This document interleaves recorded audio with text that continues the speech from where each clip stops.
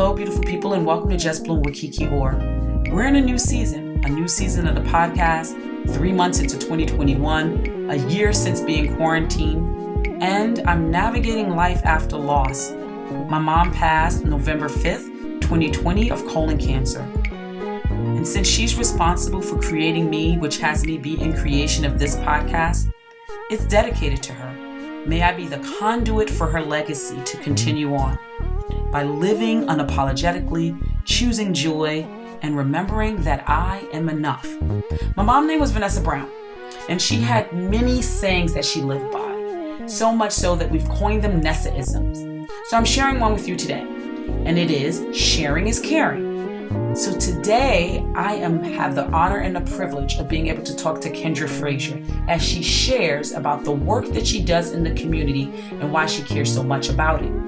Also about who she is, so a little bit about her legacy, and what it is like for her to do it afraid. So without further ado, let's get into it. I love you, Mom. Kyndra Frazier is an ordained clergywoman, licensed clinician, and the founder and CEO of KYND, which stands for Knowing Yourself in Need of Devotion Consulting, Inc. KYND offers trauma-based informed care through a variety of services, from clinical therapy for individuals, families, and couples to trauma-informed training for corporate entities and ecclesial communities. I got it. As well as direction. I was going to get hung up on it, but I got that. These services are centered in evidence-based interventions such as mindfulness, motivational interviewing, CBT, IBT. KYND also offers executive listening sessions for organizations. Kyndra was most recently the founding executive director of the Hope Center, a free mental health facility located right here in my hood, Harlem, New York City, and most recently served as the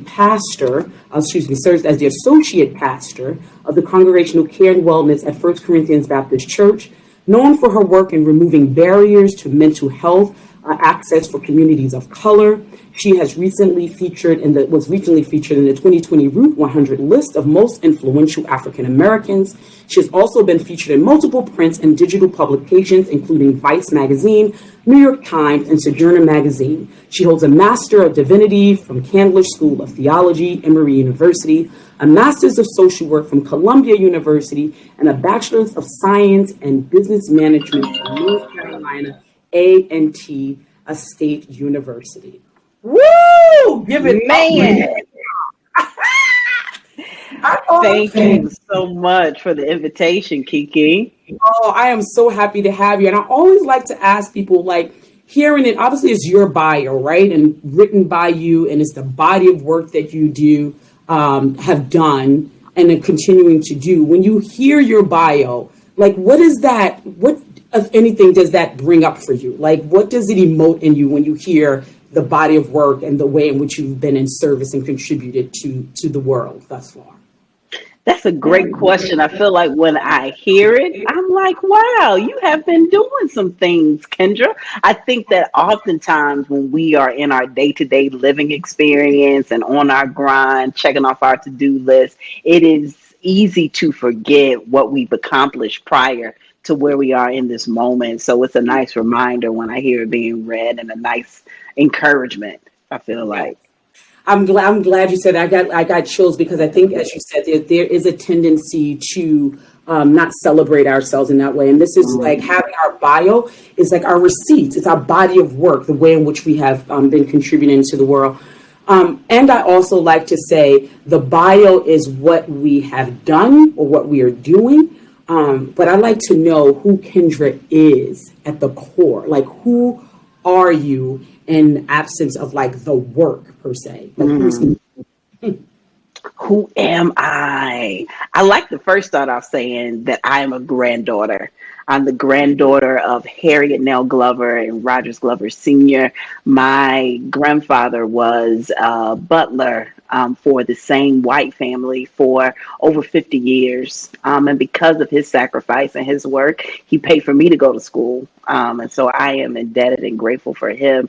My grandmother was a homemaker and a community mom. So she taught me the crux of what it means to build community and extend love to folks that may not necessarily be in your immediate family system, but that you can make people family based on your relationship with them and how you engage them. I'm the daughter of Sammy and Pamela Frazier, two hard-working people. My dad was a pest control technician for a while. He's since retired. My mom is a human resource manager, and through their union, they've taught me what it takes to have a stick-to-itiveness about yourself and being able to face life's challenges and not be, you might be not a bit, but to not settle and fall and stay fallen.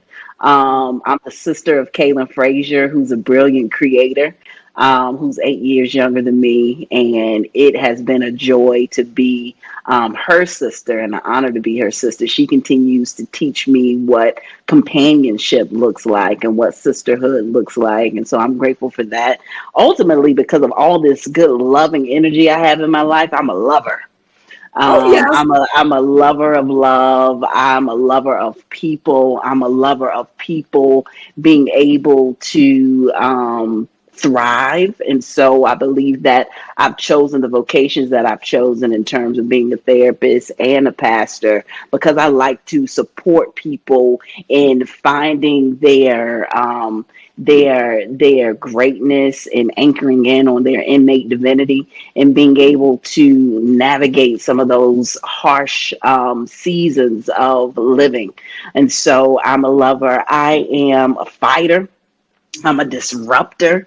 I just started owning the language of being a disruptor because I believe that just because spirit asks you to do a thing and you're obedient doesn't mean that everybody's going to be on the same page with you when you are obedient. And so honoring that it doesn't matter where anybody else is and what anybody has to say about how me and spirit are in relationship and the things that I am called to do to be obedient regardless of how people feel about it. So I am a disruptor in that way. I am a lifelong learner.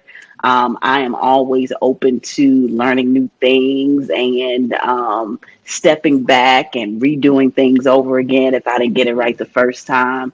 I am somebody who honors my elders and my ancestors and believe that because of their sacrifice and commitment to live that I get a chance to fulfill the dreams that I have. And so it's important for me to recognize that I come from a whole legacy of people who've done this thing before called life, that I come from a legacy of people who have survived, that I come from a legacy of people who are medicine women and men, that I come from a legacy of healers.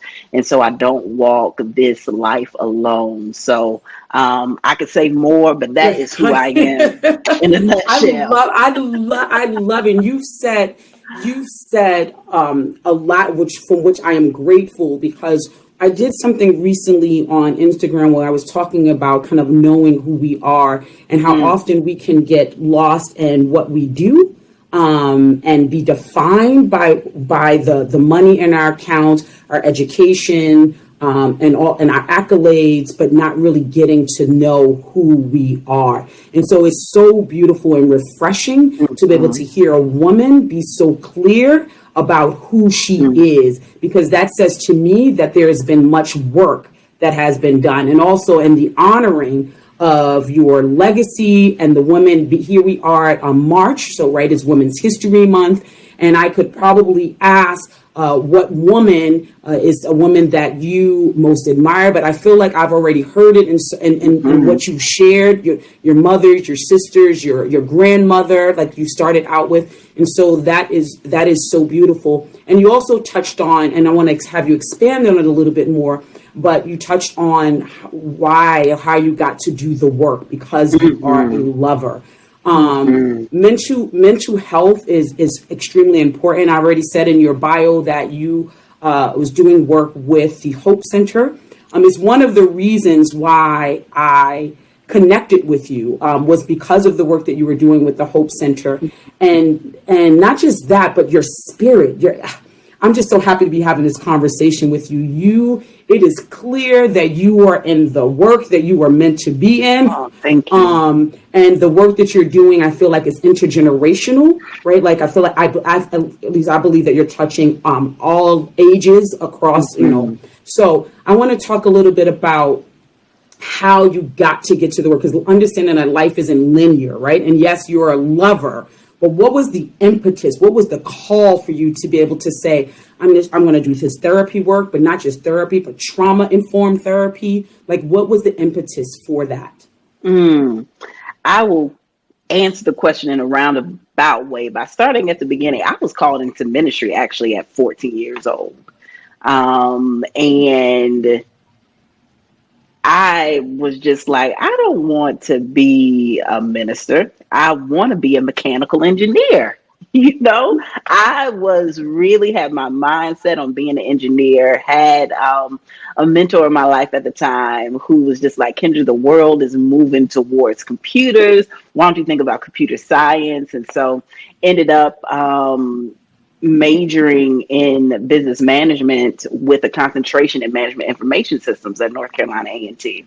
And while I was there, I had an idea that I would go to seminary. I just didn't know when. And prior to even going to college, I accepted my call to ministry at 18. So it took me about 4 years to adjust to the idea of being a minister, even though I was very involved in the church.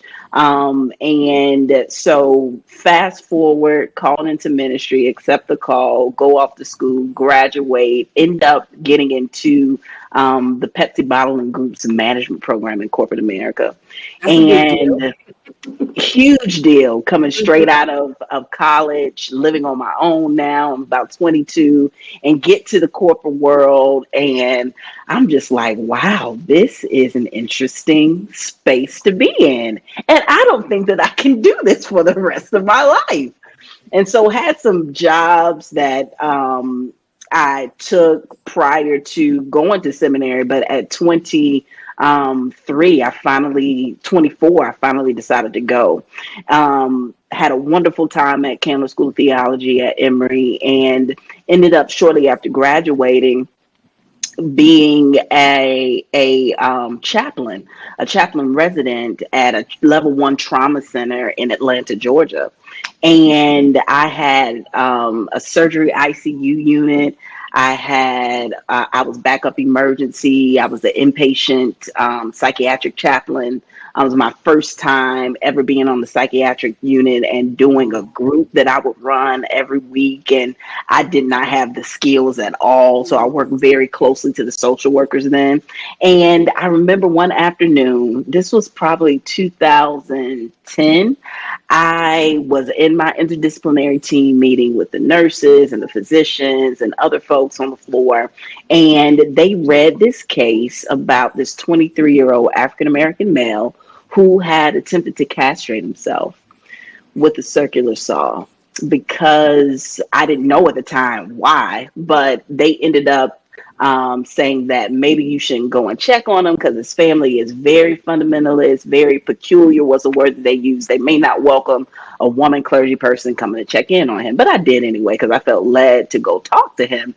And so as I am meeting with him and engaging him, he discloses that he attempted to castrate himself because he was challenged with integrating his spirituality and his sexuality, which is an experience that I know all too well as a same gender loving person, as someone who also identifies as lesbian and as queer. I know the challenge that it is to love yourself wholly and fully when you're up against toxic theology. And so we journeyed together for a couple of days. And I recognized at that point, Kiki, that I just did not have the skill set that I needed as a chaplain to support him effectively. And so that is when I decided to go into social work school in order to be a better spiritual leader. That's the only reason why I went to go get a social work degree, was to be a better spiritual leader and be more equipped to meet people where they are. Wow. Yeah. So help me out. That's there's a few things that has come up in that share, and so I'm going to ask for your support around here in terms of language that I may not really have access to, but I'm going to do my best. So when you say toxic theology, right? Can you expand what? I think I know what it is, but I'm gonna punt it to you, and then depending on what you say, well, I can expand. But what does that mean?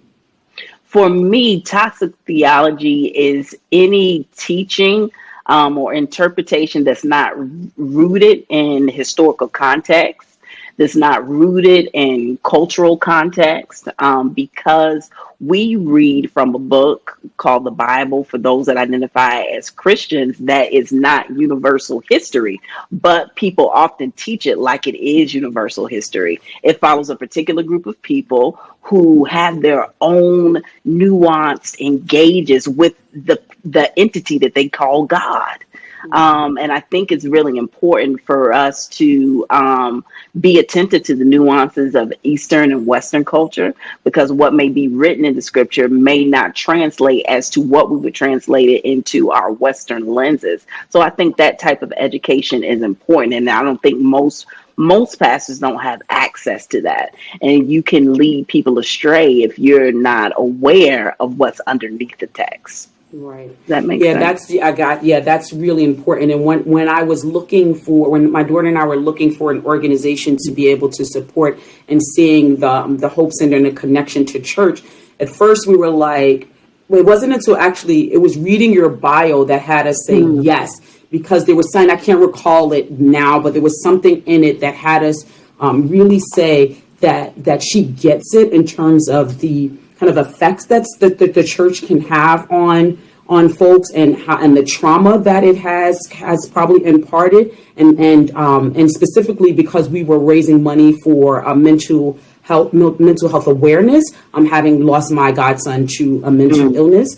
And so it was really important that we not just partner with someone, but partner with someone who really gets that it's important that you can't just, at least what we were thinking, won't just say, oh, you can pray it away, right? That there are other tools that get to, while prayer is important and prayer is and could be a necessary tool, but it is not the only thing, and that you get to have therapy and other work. So that was something that popped out in your bio, and I was like, oh, this woman is it. She's the one.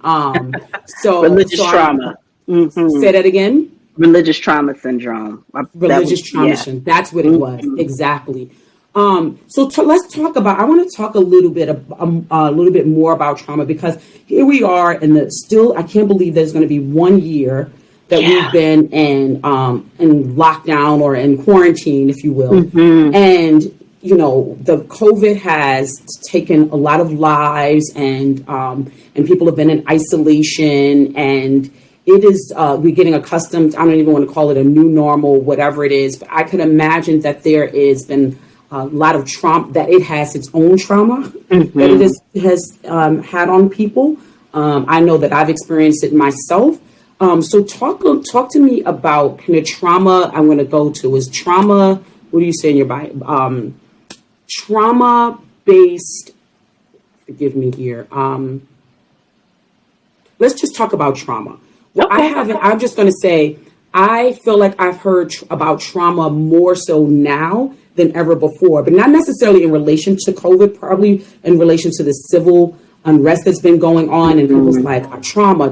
And so I want to talk about what trauma is, and let's just start with there. Let's start with identifying trauma, because I'm getting all tongue-tied around. Yeah, absolutely. So trauma is anything that's dysregulating to your nervous system, and it's relative to the individual. So it can be experienced directly or indirectly from somebody that might be observing it, who may experience secondary traumatic stress from witnessing someone experience trauma directly. And so if it's a disruption to your nervous system, it's disrupting your day-to-day functioning. There are big T traumas, and then there are little T traumas, of course. And so that's really the nuts and bolts of what trauma is.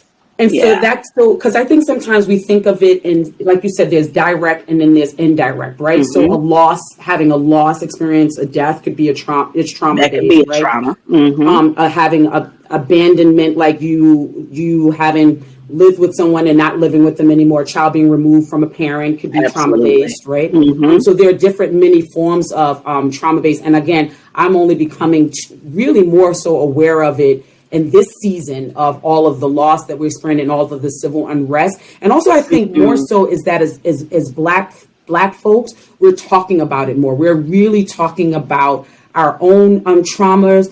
We're talking about our own mental health and mental illnesses and mental health in general, understanding mental health is the bigger umbrella, right? Because we all have mental health.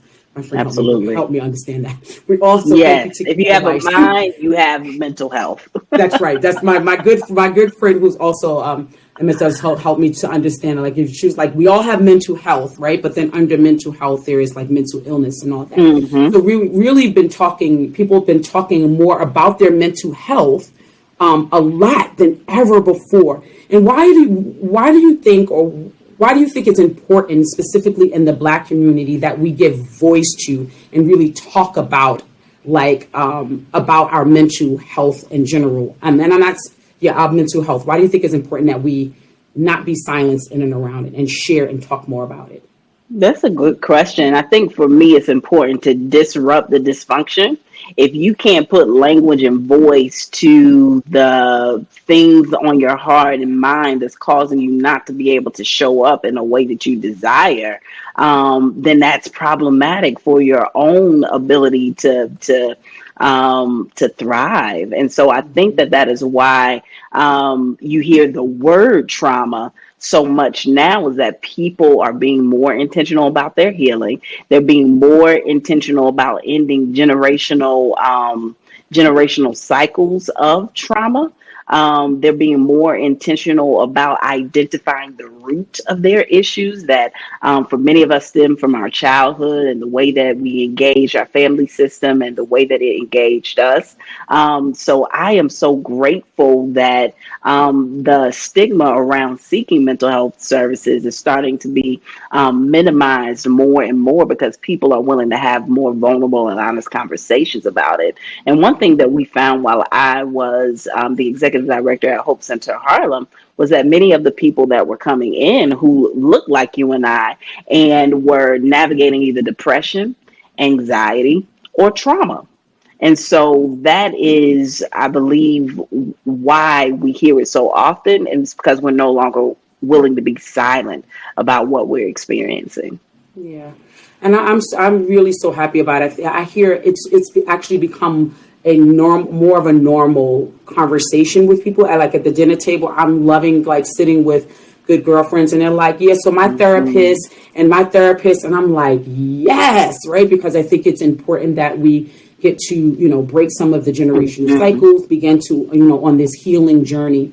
I want to shift now a little bit into kind of the construct of age. So Just Bloom is really about breaking kind of this, talking about another stigma kind of age that's associated with where we think that we should be at a certain point in our life, right? We should be here. We should have the house, the picket fence, the certain level of education. And I know that you are actually in this season, you're in a transition, if you will, or you have been kind of transitioning, if you will. And so I want to talk to you about what that has been like for you. And have you felt any, the stigma or the thoughts of I should be further along, and maybe not, because you've been doing this work for a long time, but also maybe you have. So I'm going to ask the question, because we all get to do our own kind of internal work as well. So what have you had to, what season are you in your life currently, and what you had to overcome to like continue moving into this new season? Because I know that you're like, you live in a different place now, you've taken on a new role, you have KYND consultant now, right? And all of that is pretty new to you. So talk a little bit about that in your new season.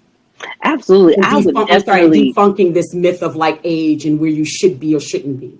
That's the I believe that as a person who's 39, that I'm really just getting started.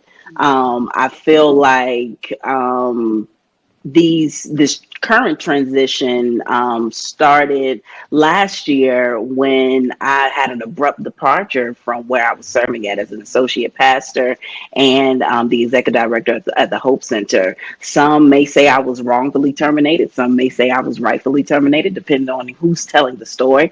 But it was definitely a traumatic experience within the spiritual community that I was serving in for me, and heartbreaking, and definitely experiencing all the things that have to do with grief and grieving a sudden departure like that. And so I had been with my family a lot last year, probably the most that I ever been with my family in Charlotte, North Carolina, which is where I live now, to get restored and get a lot of the nurturing energy that I was needing during that season. And I was in New York last year around September, and Spirit was just like, you don't have to stay here. You can always go home. You can always go to Charlotte. And so I did. And around October of last year, I even though I incorporated KYND Consulting in 2019, I officially launched it last October. KYND was an idea that I had in 2015 that I actually incorporated in Atlanta during that time. And so since I never really did anything with it in Atlanta, I just closed it in Atlanta and opened it up in New York. And so we've continued to offer individual couples and family counseling. It's been tremendous for me to be able to see what I've been able to create through my wounding. Because I'm still not completely in an emotional place where I would like to be, and God is still moving. People are still reaching out to get services and get support. Companies are still in need of executive listening sessions. Churches still want to know how to become more trauma informed. And so I'm grateful for the foundation that I was able to lay at the Hope Center and create at the Hope Center, and being able to translate all the skills that I developed as the executive director there into being my own CEO and my own boss for KYND Consulting. So that feels really good. Yeah, I love that too, because you and I talked a little bit briefly about this prior, but I think it's so important. Sometimes what happens is when we have a break in belonging, or a termination or loss in that, in this particular, from a job or career. For me, I remember when that happened to me so many years ago, working on Wall Street. And what occurred afterwards is I didn't realize how traumatic the experience was.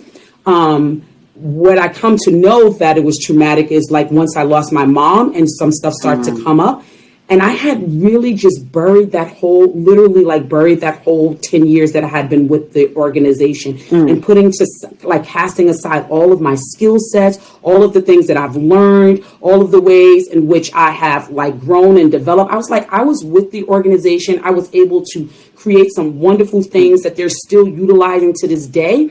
And yet it was a part of my past that I'd rather not talk about.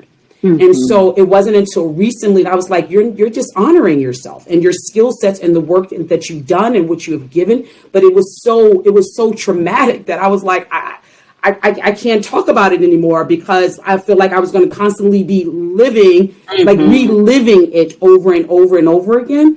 Until I was ready. So I love when you said, you're still not where you are emotionally, but yet, and so I put in this word, I like to say that you're growing through the grief. Or in the grief, there is growth. That. Absolutely. In the grief, there is growth, right? We can still grieve and grow at the same time. And so I loved that. And then there's something else. You said you don't have to stay here. And I want you to talk to some of the young folks out there, right? Because there are some younger folks out there that are doing and have been doing some amazing things. And sometimes they have this experience of feeling stuck, or having this experience of how do I let go and how do I take that leap of faith and move forward when all I've known or have known thus far is this. And so I want you to just if you could speak into them for a bit and just give them a little something to have them let go, trust, and take that leap of faith. Because letting go could be, on the other side of that, could be something so beautiful. So I'm going to turn that over to you. Absolutely. Thank you for that alley-oop. So I feel like you said what the key is. It is really about having faith and not being able to see what you want initially, but still moving towards it, not having all the resources or even the know-how, all of the know-how, but still having the faith and belief that eventually you will meet up with the knowingness, that eventually you will meet up with the resource because you have taken the step. Sometimes the resources and the deepening of know-how doesn't come until you leap out into faith and you believe. I know some of my biggest moments of triumph have been when I decided to walk on faith and trust God. I mean, when I got my acceptance letter to Columbia, some of my family members were just like, you already got student loans, why you want to go all the way up to New York? But had I not taken the leap of faith to go somewhere that I'd never lived before, I would have never met up with the FCBC. I would have never became the executive director for the Hope Center. So those types of things matter. I remember working at Brinks Home Security as a security salesman. Because part of my background is in sales management and marketing. And I was an incredible salesperson, but it came time for me to go to seminary. And I couldn't think about incurring student loans or where my corporate career was going to be. I had to go with where my heart was leading me. And that led me to seminary, which opened up a whole new pathway for me. And I'm remembering most recently in not being clear that once I left FCBC, that I wanted to work for myself. And I decided that way before last year came. And Spirit put me in a position where it's just like, it's not going to be 10 years from now that you're going to be working for yourself. It's going to be now. So let's go. And so I am continuing to do it afraid. I think that is the one reason why young people or even older people don't move out of fear. But I cannot be imprisoned to the fear and allow the fear to destabilize me. I must keep moving despite not knowing how many clients I might have week to week or business clients I might have week to week, but trusting that because I'm being obedient to what my heart's desires are and where I feel the divine is calling me, then the resources continue to come and they blow my mind each and every day when I hear someone request the services of KYND, because I don't really do a whole bunch of marketing. But I feel like energetically people know that I'm a safe and brave space that they can come to get the healing and the support that they need. So I'm grateful. So I want to tell anybody that is watching and listening, do it afraid. Don't wait till you have all the things together. Don't wait till you have all the credentials. Do it afraid and watch the resources come to meet up with your faith. Yes, do it afraid. Do it afraid. Do it afraid. I have my pen in my hand because I'm also taking notes too, right? Do it afraid. Yeah. I love that. And you said something also, you said, whether, young or old, and it clicked for a moment. I was like, here I am, really in Just Bloom, looking to kind of debunk this thing about age. And yet when I asked the question, I said younger people. So I'm still work in progress in terms of thinking younger people, when clearly I started this as a 47-year-old woman who was thinking that I should based on society, be here. I should be here, right? And some therapists would say, don't should on yourself, right? Don't should on yourself. So, just thinking about that. So that's for everybody. So I'm glad that you pulled that out to say, because wherever you are in your life, if there is something, there's a calling. And I want you to talk a little bit about that. You've said it a couple of times. There was a calling on your life. There was an obedience. The Spirit was guiding you. If we could talk a little bit about really being a good listener, right, to like Spirit, because I hear people say it all the time. Spirit called me, I'm being obedient. And those that might be listening be like, well, what does that mean? How do I hear? How do I get grounded in knowing, like really getting that I could take that leap of faith? What are the kind of the telltale signs, if you will? Because we can talk spirit and guidance and obedience, but like, if that's not your language, what does that look like in like plain everyday language? There's a book that I always recommend for people to read when they are looking at discovering their vocation. It's a tiny book called Let Your Life Speak, Listening to the Voice of Vocation by Parker Palmer. I was introduced to it in 2007 in seminary, and it continues to be something that I pick up and read every now and again. But in it, Parker Palmer talks about this idea of birthright gifts, these gifts that naturally come to you, these gifts that you don't have a hard time utilizing or supporting people with, to be attentive to those, to be attentive. You may not call the voice God. You may call it that something told me, or that still spirit within you. It's important or that your highest self. There's so many languages that we have for this one source, that all we have to do is plug into the source.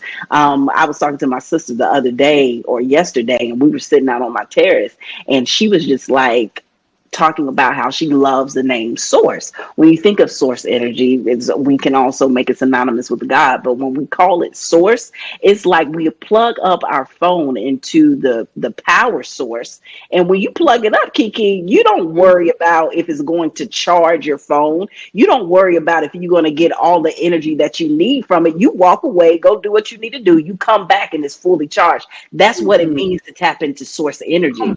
And when you tap into it, you recognize that access is unlimited, and all we have to do as human beings is sit still to hear it, to cultivate practices that attune our awareness of it, whether that is meditation, whether that is prayer, whether that is fasting and praying, whether that is exercise, whether that is journaling.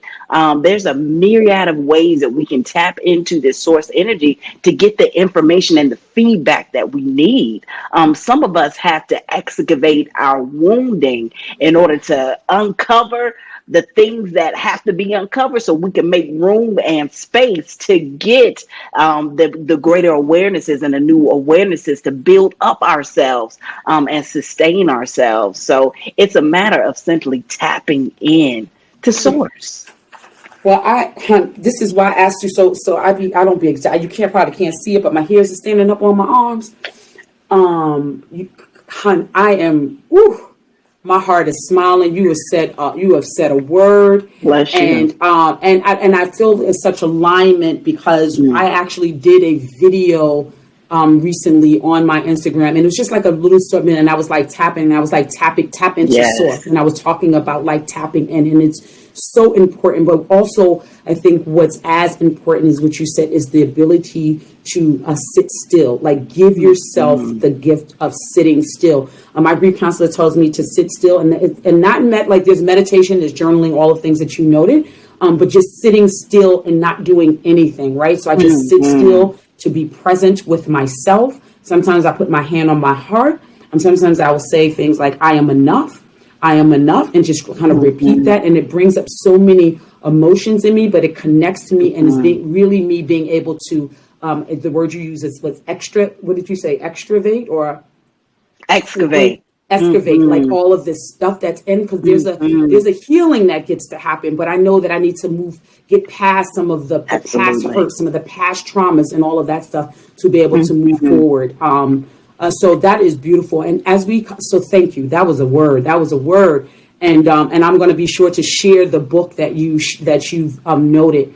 As we begin to wrap up, there is, first I want to acknowledge KYND Consulting, the dopeness of the name and the creativity in it. you. I just want to give it up to you because I was looking and I was like, yo, this is just like the first part of her name, y'all. This is so KYND is KYND, y'all. That's what it is. So I was like, that is beautiful. Awesome. Thank there. you. And then KYND has 3 principles, right? And I think we could wrap it up here. You say love, life, and devotion. But then at the end, so when you go to Kyndra's site, at the end of each of the statements that you talk about what the principles are, you say choose love, choose life, choose devotion. And I feel like that's very intentional. And so I want to ask, like, what had you ended with choose? Because I'm going to leave it there. Thank you. It's a great question. So for those that are interested, please go check the website out at www.kyndconsulting.com, where our 3 principles are love, life, and devotion. We want people to choose life, to choose love, to choose devotion, because we have to recognize that those things are always a choice. Old pastor once said that it doesn't work unless you work it.